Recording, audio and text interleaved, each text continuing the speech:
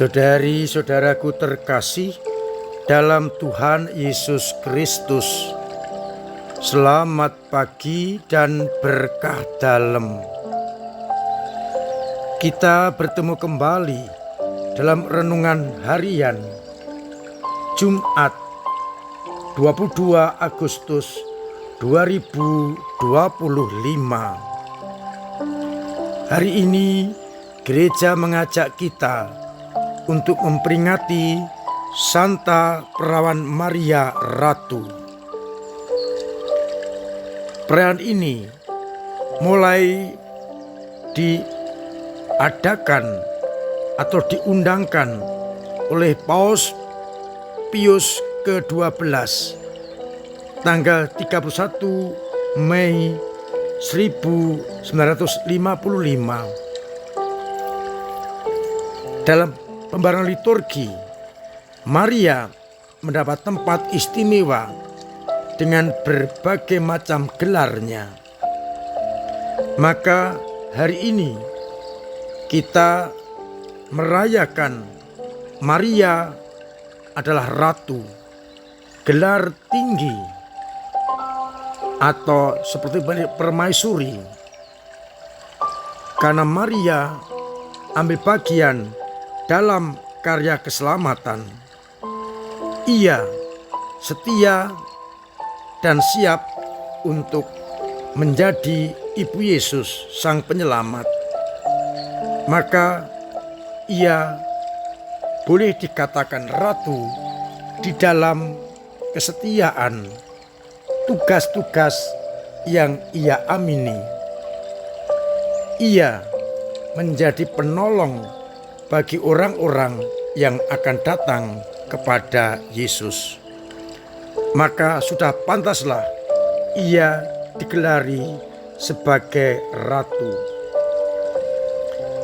Bacaan hari ini, bacaan pertama dari kitab Rut bab 1, digambarkan bagaimana Rut tetap mengikuti Naomi mertuanya, bersama-sama pulang dan tiba di Bethlehem.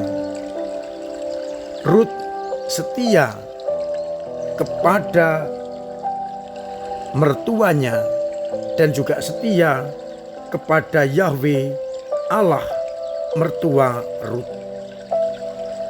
Pada Injil kita akan mendengarkan bagaimana orang-orang Farisi mencoba Yesus dan bertanya, hukum mana yang paling terbesar dalam kitab Taurat? Dan Yesus menjawab, kasihlah Tuhan Allahmu dengan segenap hatimu, dengan segenap jiwamu, dan dengan segenap akal budimu. Itulah hukum yang utama dan pertama. Dan hukum yang kedua yang sama dengan itu ialah, kasihlah sama manusia seperti dirimu sendiri. Pada kedua hukum inilah tergantung seluruh hukum Taurat dan kitab para nabi. Maka hukum yang utama adalah kasih kepada Allah dan kasih kepada manusia. Saudara-saudaraku terkasih, kita cermati bagaimana Rut setelah memiliki Allah, yakni Allah Israel, ia tidak mau meninggalkan Allah dan mengabdi kepada Allah yang lain. Padahal mertuanya telah mempertanyakan atau memberikan pertanyaan,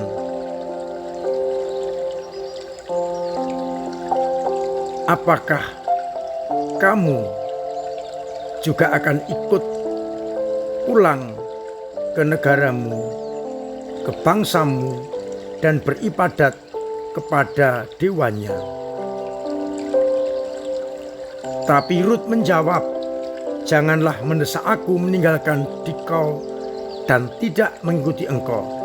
Sebab kemanapun engkau pergi, ke situ pula aku pergi. Dan di mana engkau bermalam, di situ aku bermalam. Bangsamulah bangsaku dan Allahmulah Allahku. Rut setia ketika ia telah memilih Yahweh sebagai Allahnya. Ia tetap mengikuti mertuanya pergi ke Betlehem dan menyembah Yahweh Allah Israel. Kesetiaan Rut patut kita acungi jempol, tapi juga harus kita teladani, karena Allah telah menyelamatkan kita. Pada Injil, pertanyaan orang Farisi dipakai Yesus untuk menerangkan perintah yang utama. Saya yakin panjenengan semua sudah mencintai atau mengasihi Tuhan dengan akal budi atau pikiran. Tapi soalnya adalah, apakah juga dengan segenap hati, dengan segenap jiwa? Kita boleh bertanya masing-masing, apakah selama ini aku sudah mencintai Tuhan dengan segenap hati, segenap jiwa, dan segenap akal budi? Akal budi atau pikiran melogika bahwa Allah menciptakan kita, Allah mencintai kita, maka kita pun harus mencintai Dia. Soalnya adalah, apakah cintaku kepada Allah benar-benar dengan segenap hati, dengan segenap jiwa, atau hanya memakai akal budi? Saya mengajak kita merenungkan dan mencoba bertanya, sudahkah aku mencintai Allah dengan segenap hati, dengan segenap jiwa? Orang berpikir dan melogika sangat mudah. Allah yang menciptakan kita harus kita cintai. Tetapi seringkali itu hanya di pikiran, pada kata-kata. Namun hati kita, jiwa kita belum mencerminkan sebagai anak-anak Allah. Tindakan kita belum menunjukkan kualitas sebagai anak-anak Allah. Hati dan jiwa kita bertentangan dengan pikiran kita. Maka tidak mengherankan kita bertindak seringkali jauh dari apa yang ada dalam hati kita, yang ada dalam jiwa kita. Meskipun pikirannya tertuju kepada Allah.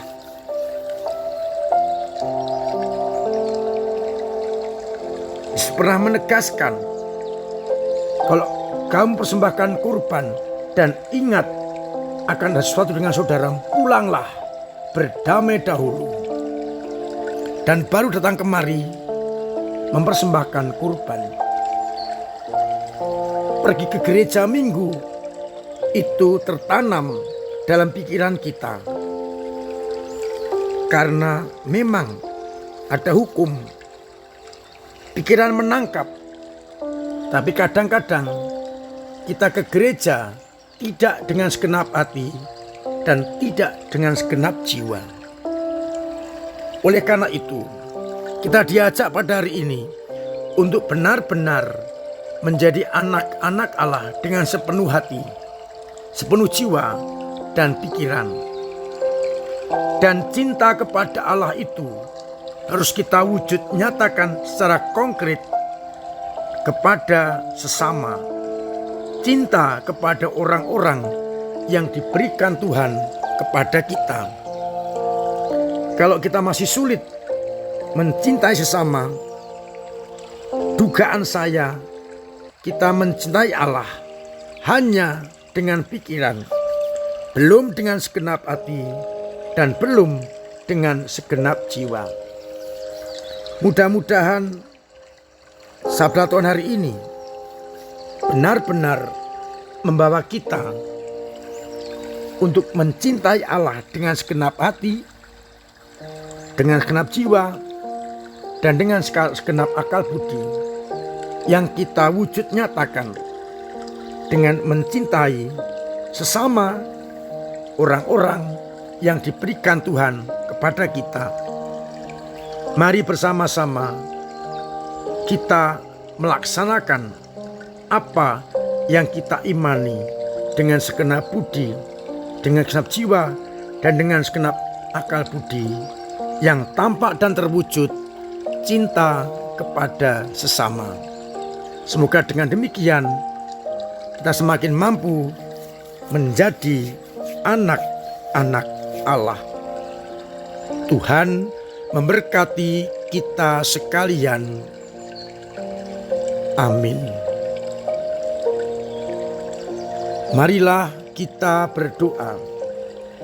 Bapa yang penuh kasih, sabdamu pagi ini benar-benar memberikan kekuatan kepada kami. Bagaimana kami konsekuen mengikuti putramu dengan segenap jiwa, dengan segenap hati, dan dengan segenap akal budi, sehingga kami pun mampu mencintai sesama kami. Kuatkan iman kami yang kadang lemah, kadang jatuh, kadang mandek, agar akhirnya dalam situasi apapun kami tetap berpegang pada kehendak-Mu, mencintai Engkau dengan segenap akal budi, segenap jiwa, dan dengan segenap hati. Semoga akhirnya kami semakin Kau mampukan layak menjadi anak-anak-Mu. Semoga umat-Mu yang sakit Engkau sembuhkan, yang punya beban berat Engkau ringankan, yang punya persoalan Engkau bantu untuk mengurai, agar akhirnya kami benar-benar tetap berpegang teguh pada iman kami. Untuk itu, sertai kami dengan berkat-Mu sendiri, Bapa dan Putera dan Roh Kudus. Amin. Saudara-saudaraku terkasih, tetap saya ingatkan, saya dorong untuk memiliki pola hidup yang sehat. Agar apabila kita sehat, sesama sehat, keluarga sehat, dan semua orang menjadi sehat. Terima kasih kepada semua saja yang telah ambil bagian lewat doa-doanya, lewat pemberian diri, pemberian tenaga, pemberian waktu, pemberian dana yang sungguh akan memperlancar gereja dalam pewartaan, sehingga kita semua semakin Katolik dan semakin apostolik. Semoga dengan cara itu gereja semakin bertumbuh, berkembang kokoh kuat.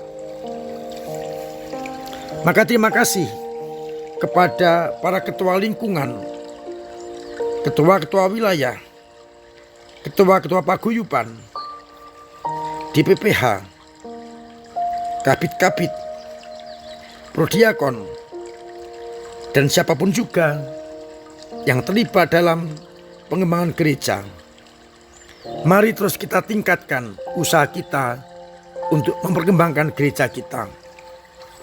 agar akhirnya gereja kita semakin kokoh, kuat, berdiri teguh, berkembang, dan akhirnya menjadi keselamatan bagi banyak orang. Akhirnya saya mengucapkan selamat pagi, selamat merenungkan, salam sehat, Tuhan memberkati